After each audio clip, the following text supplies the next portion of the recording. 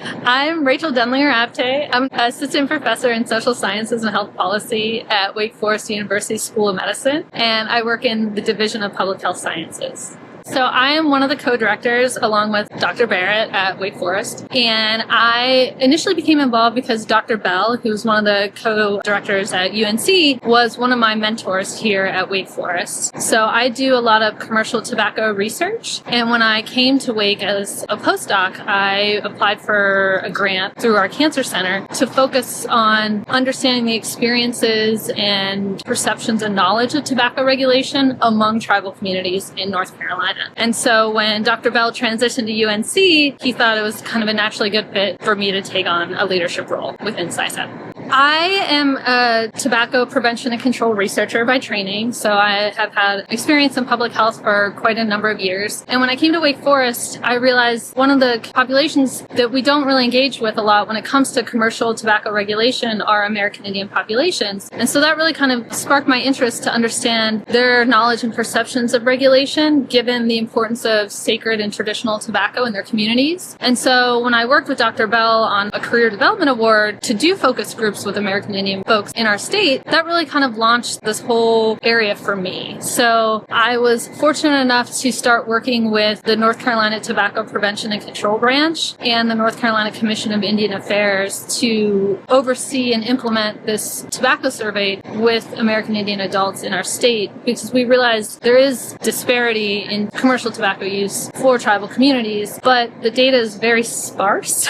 And so it's hard to know if you don't know what the scope of the problem is. It's hard to identify how you can allocate resources to improve and help the problem. And so that really was the basis for launching our tobacco survey.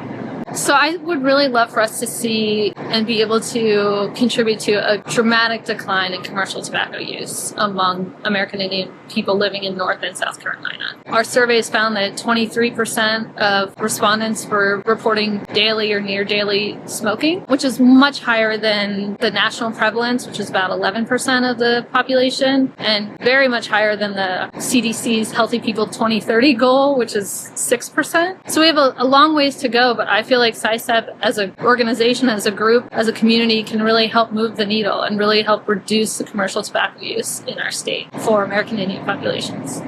You can learn more about SAICEP on our website at saicep.org or follow our Instagram, Facebook, LinkedIn pages.